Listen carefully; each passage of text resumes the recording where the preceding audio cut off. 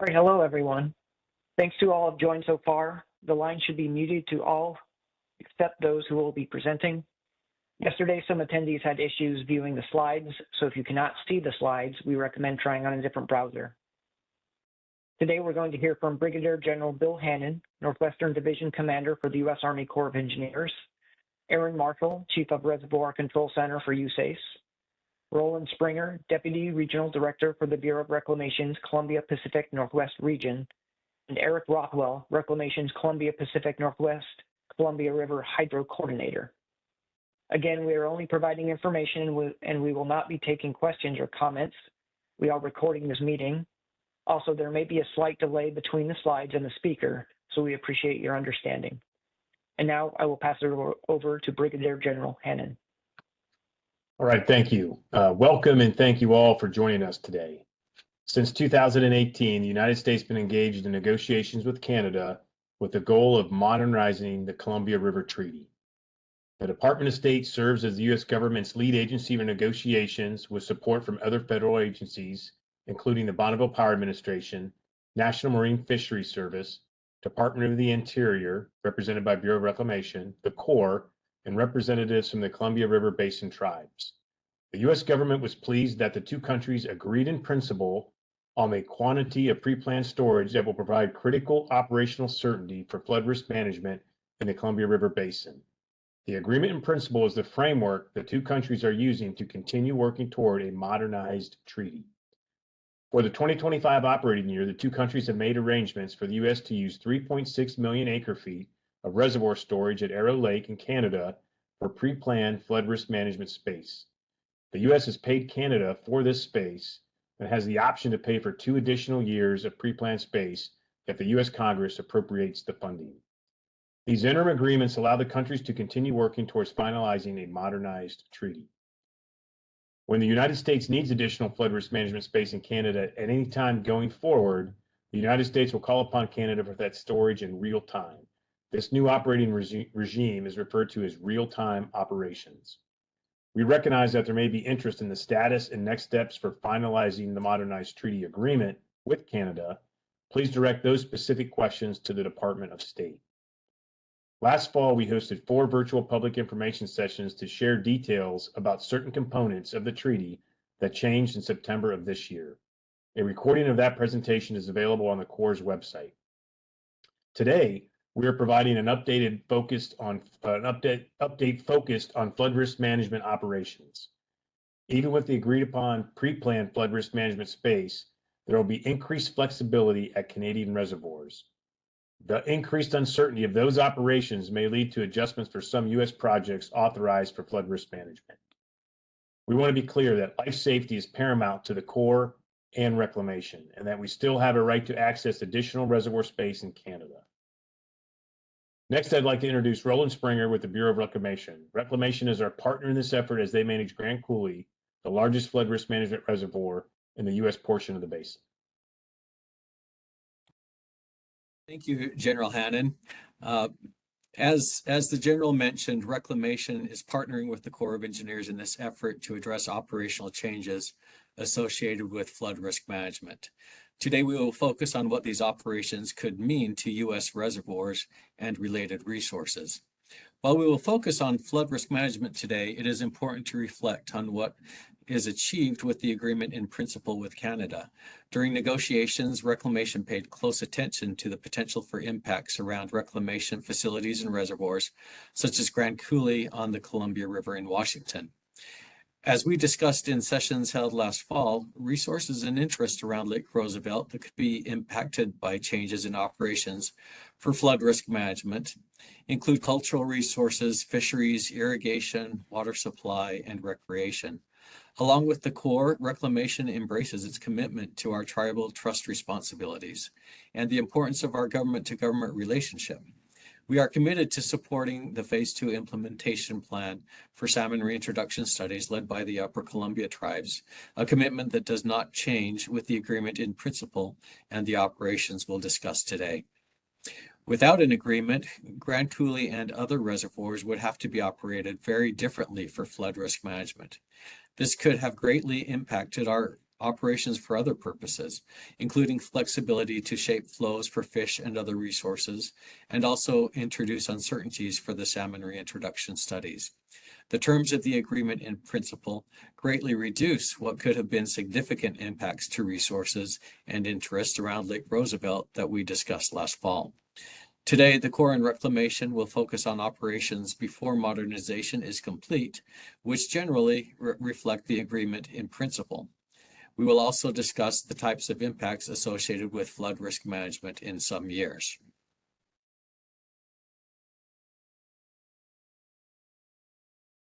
So during today's presentation, we'll be covering the items you see on the screen. First, a background, an overview of the treaty, implications for system operations, potential effects, and then a little bit on environmental compliance, and then also the path forward. So before we talk about what the future may hold, would like to take a moment to remind you of the history of the area. While not comprehensive, it provides good context for the changes moving forward.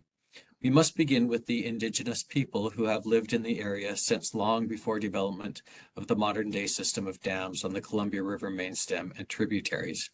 Tribes in the United States and indigenous nations in Canada have occupied the lands of the basin since time immemorial and relied on the resources of this river system to support their cultures. Likewise, the tribes in the Columbia River Basin have stewarded the basin's plentiful natural resources. Tribal identities center around the Columbia River and its tributaries. For most tribes in the Columbia River Basin, their ways of life and identities centered around the basin's many species of salmon, whose distinct life cycles and migratory patterns sustain the tribes throughout much of the year. This summer, the Department of the Interior released the Tribal Circumstances Analysis Report, which documents the historic, ongoing, and cumulative impacts of the federal Columbia River dams on tribes in the basin. It is available at the URL shown on the slide or by searching online for Tribal Circumstances Analysis. Quoting the report, when federal and non-federal dams altered the natural flow of the river, inundated hundreds of thousands of acres of land, and affected ecosystem functions, the tribes were disproportionately harmed. The report provides recommendations for how the federal government can uphold its tribal trust responsibilities to the basin tribes by acknowledging and addressing these impacts with future actions. And now I'll hand it back over to General Hannon. Thank you, Roland. Like the Bureau of Reclamation, the Corps also values our relationships and our trust responsibilities with the basin's tribes. The map on the slide shows the tribes within the U.S. portion of the basin. For over a century, the Columbia River Basin tribes have fought to protect their people, culture, lands, and resources. These tribes continue to exercise rights and rely on this system to support their cultures today, making them an important partner in the operation of the Columbia River system. The negotiation outcomes we'll discuss today include input from the tribes and indigenous nations. Impacts of flood risk management operations that we'll discuss later in the presentation also include considerations of impacts to tribes and tribal efforts. Before the construction and operation of the Columbia River system of dams, as we know today, flooding occurred regularly. The construction of these dams has reduced flooding at many locations in the basin. This map shows a few of the areas that were subject to regular flooding prior to dam construction. Tri-Cities, Washington, the Portland, Vancouver area, and Longview, Washington were some of the key areas prone to flood damages as demonstrated by these images of the 1948 Columbia River flood. There were also flooding issues in Canada, primarily near the community of Trail. The negotiation of the Columbia River Treaty in the 1960s and congressional authorization of the systems and dams anticipated continued development in the region. Storage was to be located where needed to achieve multiple purposes, both local and system-wide. Both countries made a conscious choice to work together to meet U.S. flood risk management needs using Canadian dams rather than the United States building the infrastructure we needed. The portion of the basin in Canada may appear small. However, the Canadian portion is responsible for a large share of the floodwaters in the United States due to the heavy snow that accumulates in the northern Rockies. During the 1948 flood, nearly 40% of the flow at Portland originated in Canada. I'll turn it over to Aaron Marshall from the Corps now. Thank you, General Hannon. Today, many of the dams in the Columbia River Basin provide flood risk management benefits, also called FRM benefits. While FRM is a key objective, the dams, also referred to as projects, were built for many purposes, not just flood risk management. The congressionally authorized federal projects have multiple purposes, including hydropower generation, navigation, irrigation, fish and wildlife, and recreation. The treaty recognized this and does not require those other purposes to be abandoned in order to meet FRM needs in the United States. Coordinated water management seeks to balance these purposes within the available water supply and project capabilities. Dams that operate as part of a multi-purpose system can successfully fulfill many objectives at the same time. This includes flood risk management, water supply, hydropower, navigation, fish and wildlife, recreation, and other objectives.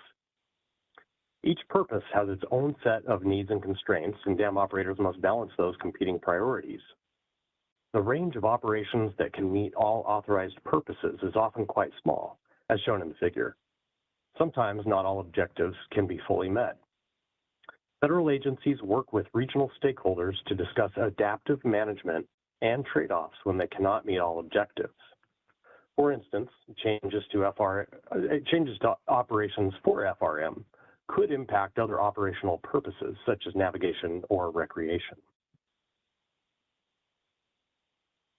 In 1944, the countries began working together on coordinated development of the Columbia River. The catastrophic 1948 flood provided more motivation to reduce the impacts of damaging floods. The Columbia River Treaty entered into force in 1964. The treaty was developed with two primary components, hydropower and flood risk management. It was recognized in the treaty that coordinating on these two components will make other benefits possible as well. As part of the treaty, the United States agreed to pay Canada in advance for assured flood space in the Canadian treaty dams for a 60-year time period that ended in September 2024. The Canadian treaty dams were completed over several years. Duncan Dam in the Kootenay Basin in 1967, Keenly Side Dam on Arrow Lakes on the Columbia in 1968, and Mica on the Columbia in 1973. Pre-planned flood risk management operations for this pre-purchased space in Canada ended on September 16th of this year, 60 years after the treaty was entered into force, as shown by the blue bar. The U.S. has and will continue to have the right to access additional space in Canada if conditions warrant. This is represented by the yellow box for the period until September 16th, 2024. Our coordination continues under the treaty and does provide other incidental benefits to system operations through coordination and reduction of uncertainty. The agreement in principle includes 3.6 million acre-feet of pre-planned flood risk management space at Arrow Lakes in Canada. Arrangements have been made with Canada to make this space available for operating year 2025. The agreement in principle envisioned access to 3.6 million acre-feet of pre-planned FRM space in Canada through 2044. This is represented by the red shading on the right side of the chart. When additional FRM space in Canada is needed at any time going forward, the United States will call upon Canada for that space in real time, which is represented by the orange arrow at the bottom right of the chart. The United States' right to access additional space if conditions warrant has no expiration date. The bar graph shows the breakdown of storage between the United States and Canada. The first column shows the flood risk management space in the basin available before September 2024. Blue shows the total active reservoir storage in the United States for FRM. Green shows how much of the storage in Canada was dedicated for FRM, also known as assured storage. Red shows the storage in Canada that could have been accessed by the United States for FRM, but only under certain conditions. As you can see, the Canadian storage is about equal to the storage in the United States. The middle column shows what would have happened without any agreement with Canada. There would have been no pre-planned flood risk management space. The United States could still access space for FRM in Canada, but the conditions to access that space would be different. The column on the right shows where we stand today. The agreement in principle recognizes the benefits to both nations that continued coordination for power, flood risk management, and other purposes like ecosystem, which we have worked to codify in the new arrangement. The agreement in principle includes 3.6 million acre-feet of pre-planned FRM, as shown in the green in the third column. The next few slides will describe how the modernization maintains similar FRM coordination. Arrow Lake's reservoir is the most critical Canadian reservoir for flood risk management due to its large size and its position just north of the border. The bar graph shows the breakdown of storage at Arrow that we experienced until September 2024. Green shows how much of the storage in Arrow was dedicated for FRM, also known as assured storage. The red shows the additional FRM space in Arrow that the U.S. could access under certain conditions prior to September 2024.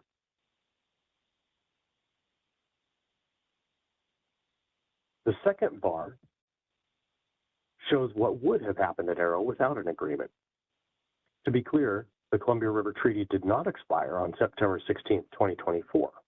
The Canadian reservoir storage for flood risk management is still accessible under the treaty, and hydropower operations coordination with Canada continues.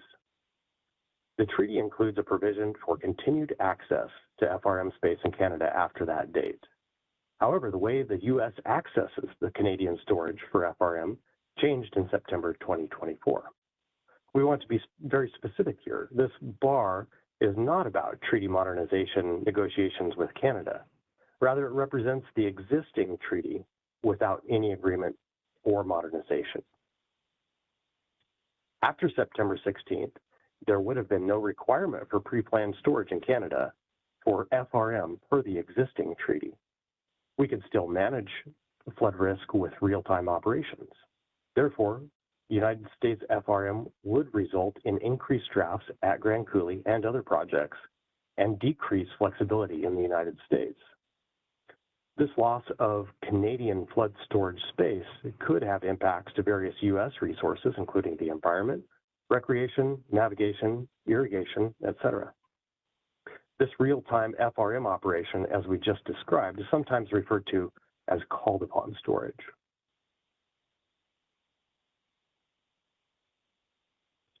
The third bar shows how Arrow will operate next year, with 3.6 million acre-feet of pre-planned flood risk management space. Overall, this pre-planned FRM space will provide certainty in operations for the majority of years. This certainty allows stakeholders and tribes to utilize the river in a manner as they have in the past in most years, assuming current conditions and domestic rules. However, the storage dedicated for flood risk management from Canada will be less than we have received in the past. In order to maintain similar levels of flood risk, U.S. reservoirs may need to make up some of the storage lost from Canada in some years. When additional FRM space in Canada is needed at any time going forward, the U.S. will call upon Canada for storage in real time. Next, we will discuss potential changes to reservoir operations as a result of real-time FRM.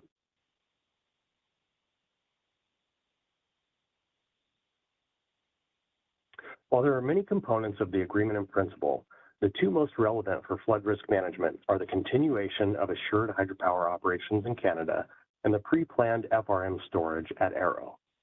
Having assured coordinated hydropower operations from Canada allows the United States reservoirs to have reliable estimates of how the Canadian system will operate. This greatly increases the certainty of operations, which provides benefits for FRM and other system operations. The following slides will discuss the 3.6 million acre-feet of pre-planned FRM storage at Arrow. This map shows all Columbia River System reservoirs authorized for flood risk management. System operations are optimized to support a broad range of authorized purposes, including FRM. In some of the wetter years, United States FRM operations will be more conservative than the past due to the changes in the pre-planned FRM volume in Canada. Grand Coulee is the largest U.S. storage project and is strategically located on the Columbia River. We focus on Grand Coulee in this presentation because this project is important for FRM and many other purposes. Other projects will also be relied on and experience operational changes. Grand Coulee would likely experience deeper and longer duration drawdowns in some years. The flows downstream of Grand Coulee will generally remain the same. We will focus on three primary areas in the following slides to give more detail on the types of changes that are possible. First, we will discuss Grand Coulee operations, followed by John Day operations. Finally, we will discuss flows in the lower Columbia River and conditions near Portland, Oregon, and Vancouver, Washington.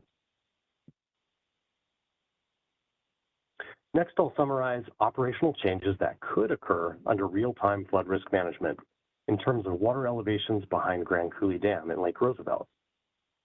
Later in the presentation, we will share various impacts that could be associated with the operational changes. In the next several slides, you'll see potential daily water elevations at Lake Roosevelt. Notice the operating range for Grand Coulee Dam is from 1208 to 1290 feet, or a range of 82 feet. Each slide represents specific water supply conditions: dry to average years, moderately wet years, and very wet years. Notice the bar across the top of the slide. Here we are focusing on dry to slightly above average water years, which is 60% of all years. Each line on the graph represents the average elevation for a given day of the year based on model runs covering conditions of the historic period. The blue line at the top represents recent operations experienced through September 2024. The red line at the bottom of the shaded area represents the potential worst-case scenario, which would entail no coordination on FRM or power with Canada. You can see on average, Lake Roosevelt would be drafted deeper during late winter and spring runoff season without an agreement. Now, with the agreement in principle, this worst-case scenario is no longer a reality. The green line shows the average operation of Grand Coulee with power coordination, but no pre-planned FRM storage in Canada. This line represents the existing treaty changes starting after September 2024 without an agreement on FRM. Losing the certainty provided by the first 60 years of pre-planned flood risk management in Canada would have led to changes in system storage operations in the United States. The green shaded area in between represents potential changes if no arrangements were made. Fortunately, this is not the position we are in for this year, since we have secured 3.6 million acre-feet of pre-planned FRM storage in Canada. This slide shows Lake Roosevelt water elevations with 3.6 million acre-feet of pre-planned flood risk management at Arrow and coordinated power as an orange line at the top. The orange line is on top of the blue line. When the 3.6 million acre-feet of pre-planned FRM space is in place, this means that we expect operations to be very similar to previous conditions in these dry to average years. The next several slides will examine above average water supply conditions for these same scenarios. Blue shows operations before September 2024. Green is operations with coordinated power and no pre-planned flood risk management space. And orange is the agreement in principle with 3.6 million acre-feet of pre-planned space in Canada. This slide represents above average water supply conditions in moderately wet years, as shown by the yellow bar. Moderately wet years represent 30% of all years from the 60th to 90th percentile years. Again, the blue line at the top represents operations before the change in treaty operations in September 2024. The orange line is the agreement in principle with 3.6 million acre-feet of pre-planned space in Canada. In moderately wet years, the scenarios diverge from each other. These are the years when we expect to see the most significant differences in operation as compared to today. United States flood risk management operations will be more conservative than today because of the changes in the treaty's FRM provisions. The green line shows that without the 3.6 million acre-feet of pre-planned FRM space, but with coordinated power operations, Lake Roosevelt's drawdown could be as much as 15 feet deeper than today's operations on average. With the 3.6 million acre-feet of pre-planned FRM space, but with coordinated power operations, Lake Roosevelt's drawdown could be as much as 15 feet deeper than today's operations on average. With the 3.6 million acre-feet of pre-planned FRM space, that difference is decreased to only about 7 feet deeper than previous operations. This difference is usually seen in March through May. During the rest of the year, the operations are very similar to previous operations as we refill Lake Roosevelt by early July. This slide shows the same scenarios as the previous slide, but now we're focusing on the very wet years, the 90th to 100th percentile. In the wettest 10% of all years, the band of unpredictability is very small because Lake Roosevelt is required to be at low levels regardless of Canadian operations. Lake Roosevelt must be at low levels when snowpacks are high to manage the spring runoff. This does not change much for any operational scenario. In other words, we expect operations to be very similar to past conditions in these very wet years. In summary, we expect operational changes under real-time flood risk management in approximately 30% of above average years, with 3.6 million acre-feet of pre-planned space in Canada. In the driest 60% and wettest 10%, operations should look very similar to before September 2024. Now we'll shift to our second focus area, John Day Dam. Although not frequently operated in this way, John Day serves a critical flood risk function. While the John Day pool has not been lowered to reduce spring snowmelt flooding in recent years, it was authorized for this purpose and can be used. The storage volume available for FRM at John Day is only about 10% of the available FRM storage at Grand Coulee. John Day's position in the lower Columbia River is strategically located to manage runoff from the entire Columbia River Basin. This slide shows typical John Day Reservoir elevations during the spring snowmelt period. Typically, John Day Reservoir levels fluctuate only by a few feet from April through June. The dark blue line shows one example year of how John Day is operated under normal operations. The figure depicts the full operating range for flood risk management from 257 to 268 feet, or a range of 11 feet. In contrast, Grand Coulee's operating range is 82 feet. While this full operating range has not been used in the past few decades, the reservoir will be critical in the event of a flood. The green line that dips down to the minimum operating limit shows how John Day may be operated under real-time flood risk management. Just in advance of the spring snowmelt peak, John Day may be drawn down to the minimum pool for FRM, lowering the water surface approximately 8 to 9 feet. The pool may remain low until snowmelt accelerates, typically for about a week. Then the reservoir would be refilled to capture some floodwaters. John Day would be below the normal minimum pool for a few weeks, sometime between April and June. Before September 2024, this operation was needed approximately 10% of years. Moving forward, we expect to see this in 20% of years. Our third focus area is the lower Columbia River near Portland, Oregon and Vancouver, Washington. Historically, this region flooded regularly from spring snowmelt. The combination of upstream reservoirs and levee construction has greatly reduced the frequency and severity of flooding, but the potential for flooding can never be eliminated. The following slides will show how we expect flood patterns to change in this area. To help illustrate how high flow events may be modified by real-time flood risk management, an example year is shown on the slide. This is a relatively wet water year. The graph shows water levels at Vancouver, Washington through the snowmelt period from April through July. The gray line shows what the water levels would have been if there were no upstream reservoirs present. This gives an indication of what the natural stage would have been without any FRM operations. Water levels would have risen almost 10 feet above flood stage, which would have caused extensive damage. The blue line on the graph shows the effect of operating practices before September 2024.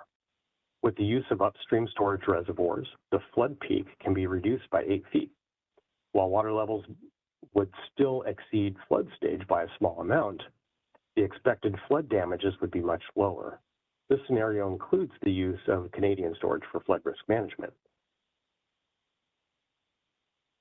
The green line shows how water levels may look if we experience the same wet year, but operate using real-time FRM. The green line, titled Real-Time Flood Risk Management, is expected to be the same with or without the 3.6 million acre-feet of preplanned FRM storage. The Corps would continue to operate the system to maintain existing flood risk in the basin, including the operation of Canadian storage when called upon for flood risk. Under real-time FRM, we expect peak river levels to be about the same, but flows may stay higher for longer, where you see the green line higher than the blue line from June into July. In a wet year like this one pictured here, we expect to see flows above flood stage for about a week longer.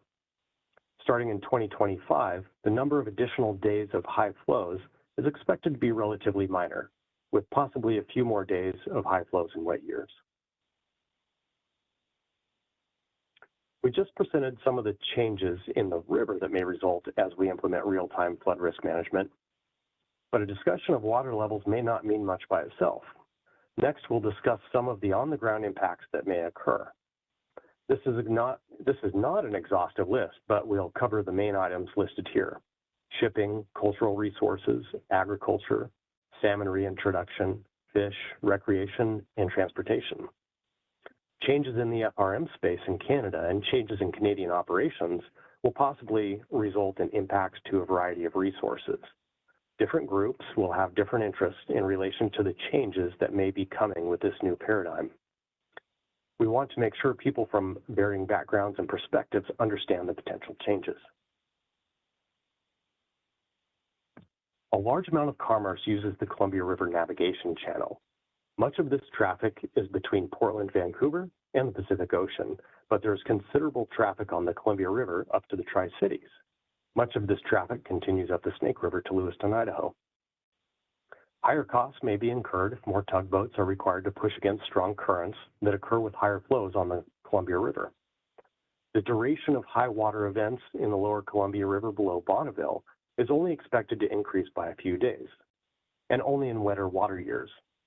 When the John Day Pool is lower, this may also increase the river currents and require more energy to move goods upstream. Costs may increase when John Day is held at lower elevations for a few weeks between April and June.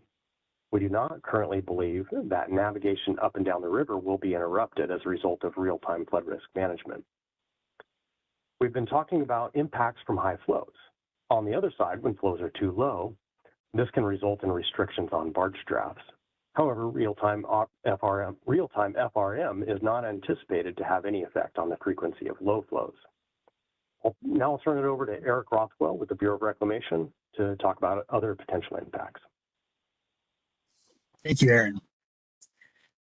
I'll cover several resources that can be impacted by changes to U.S. operations. Relying on real-time flood risk management would result in longer and deeper drawdowns of Lake Roosevelt and Lake Umatilla, which is the reservoir created by Lake John Day Dam, as Aaron was showing earlier. In moderately wet years, when we expect to see the most differences in operations as compared to the past, these longer, deeper drawdowns may expose cultural and archaeological sites more often than under previous operations. When these archaeological sites are exposed in the drawdown zone, these sites are more vulnerable to shoreline erosion, mass wasting, and looting. The agencies will continue to work with the tribes to continue to protect these resources based on actual operations. Next, we're going to talk a little bit about water delivery and the impacts to delivery for agriculture. Changes to the Columbia River system operations for flood risk management could impact irrigation water delivery in two primary areas. It could be seen in, drawdowns from the impacts could be seen at John Day Reservoir and for the Columbia Basin project, where the timing of pumping water from Lake Roosevelt to Banks Lake could be affected. Water is pumped from John Day Pool, known as Lake Umatilla, for irrigation withdrawals. Although not a federal operation, these irrigation withdrawals from John Day Pool typically begin in early March and extend through mid-November. The minimum irrigation pool, or MIP, is the lowest pool elevation that allows all irrigation withdrawals. Prior to September 2024, the lake rarely dipped below these levels during irrigation season. Under real-time flood risk management, John Day may be drafted below minimum irrigation pool more often, up to about 5 feet lower. This may cause seasonal impacts to irrigation pumps, typically for a few weeks, sometime between April and June. The second possible agricultural impact is related to the Columbia Basin project. This slide shows an overview map of the project. Reclamation diverts water from the Columbia River for irrigation of this area. Using the John W. Keyes pump generating plant, water is lifted from Lake Roosevelt to Banks Lake. A series of canals then supply irrigation water from Banks Lake through the Columbia Basin project. With a total of 12 pumps and pump generators, the pumping plant at Grand Coulee Dam was designed to operate at all projected levels, and overall water supply should not be impacted. However, if we rely on Grand Coulee to provide more space under real-time flood risk management in moderately wet years, the capacity to pump water to Banks Lake could be reduced at times, and the cost of pumping this water could increase. If pumping capacity for Lake Roosevelt to Banks Lake is decreased, there may be seasonal shifts in the timing of pumping. It is possible that there would be less pumping in April through May and more in June through August. The cost to pump water to Banks Lake is also expected to increase by approximately 1 to 4% in some years. Pumping changes could result in a need to draw down the stored water in Banks Lake to meet seasonal irrigation demand. As a result, under real-time flood risk management, Banks Lake water levels may fluctuate more than they did historically, but we do not foresee any impacts to our ability to deliver water as needed to the Columbia Basin project. If lake levels drop at Banks Lake, various impacts to cultural resources, resident fish, recreation, and hydropower generation at the pump generating plant, but also at Banks Lake outlet, could be expected. These impacts would be more pronounced as the reservoir levels drop lower. Operations under the agreement in principle greatly reduce the risk to irrigation water pumping and the need to alter operations at Banks Lake.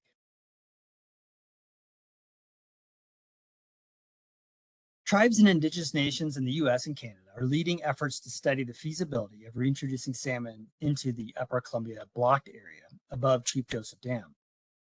On September 21st, 2023, Reclamation, the Corps, Bonneville Power Administration, among others, agreed to support the Upper Columbia United Tribes study on this important initiative. We deeply value our collaboration with the tribes on this effort.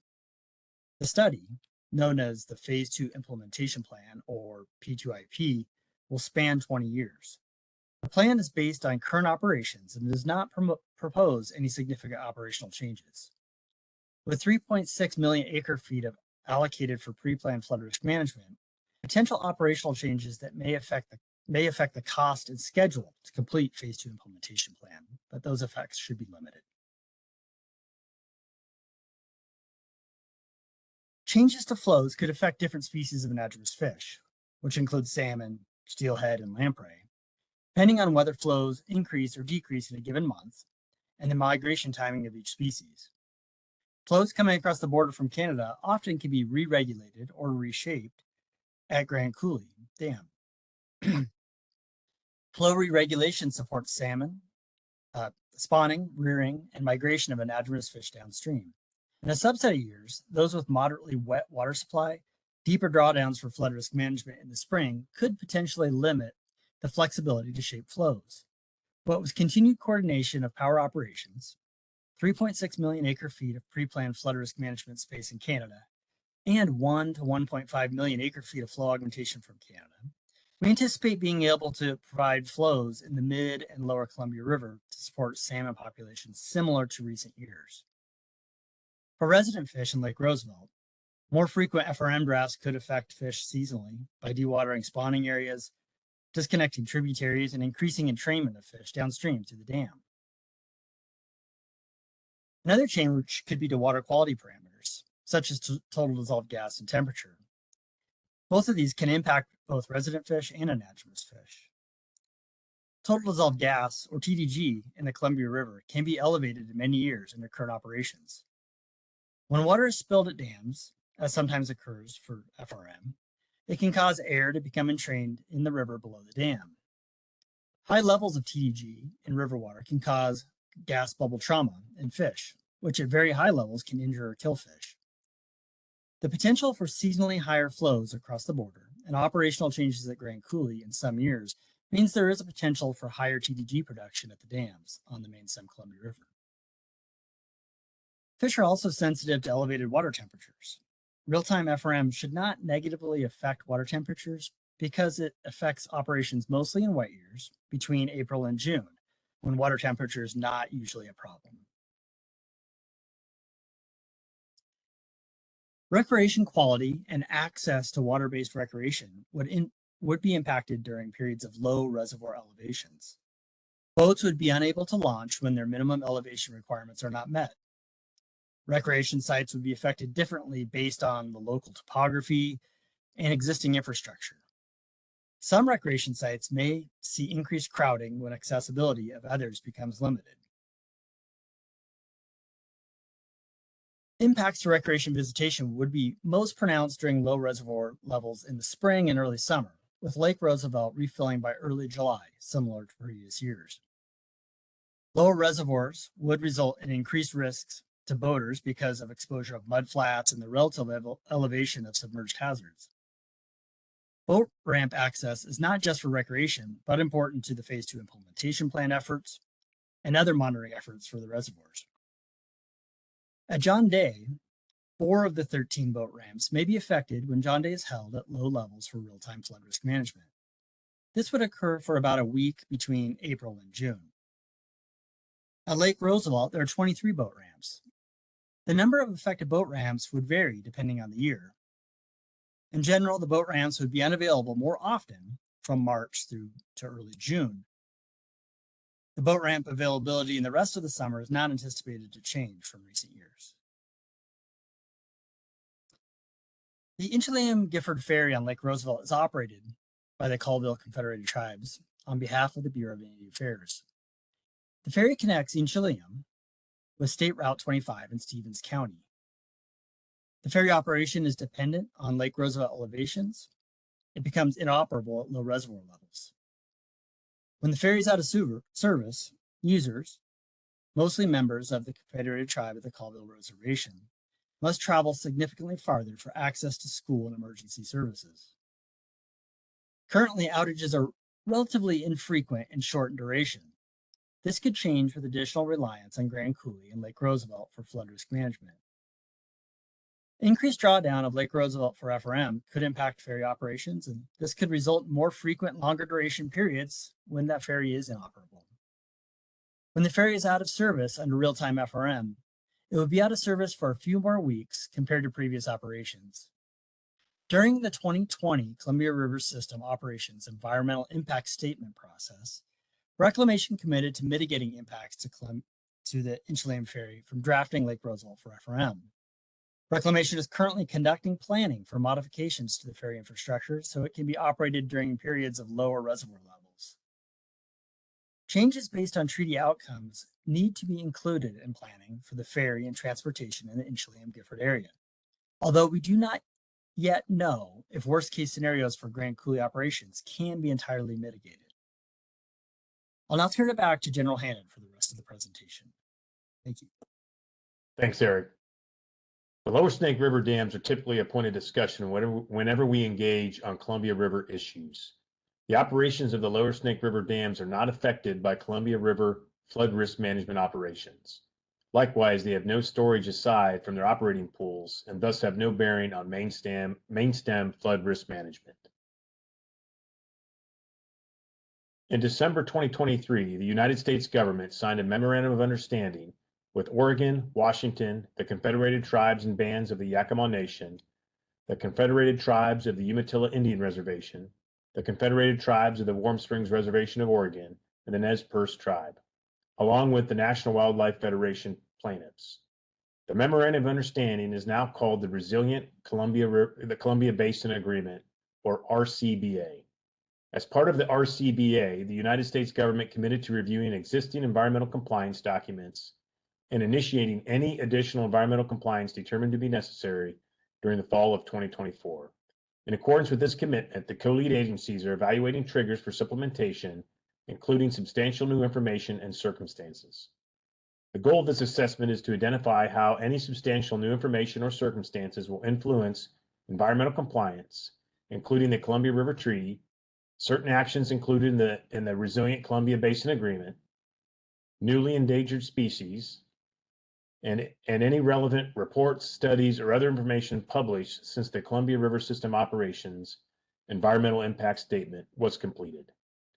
The co-lead agencies for the Columbia River System include the Corps, Bonneville Power Administration, and Reclamation, anticipate publishing a notice of intent in the Federal Register to detail the agency's plan for supplemental environmental compliance by December 20th, 2024, following this assessment of new information and circumstances. We are pleased to be able to walk you through our planned operations for 2025, given the country's agreement in principle. We will continue communicating with citizens and tribes in the basin about changes in flows across the Canadian border and associated operational changes in the United States required to manage potential flooding. We recognize that future operations will be different than operations before September 2024 in some years. However, it is important to remember that without modernization, the treaty requires no pre-planned space in Canada, and the U.S. reservoirs would have experienced far greater impacts in many more years than what is expected with pre-planned space. The quantity of pre-planned flood risk management space that will be available under modernization will protect against these changes and the resulting potential impacts in U.S. reservoirs in the majority of years. Additionally, the pre-planned space will provide both the U.S. and Canada with more certainty and will lead to less disruption associated with FRM operations. We are hopeful that the treaty will move from agreement in principle to being entered into force in a timely manner. We will continue to inform you of moving forward as we move forward as information becomes available. Thank you for taking time to attend. Please note online resources listed on this slide for general Columbia River operations information and treaty negotiation updates. Again, we look forward to speaking with you on this topic in future sessions. Thank you.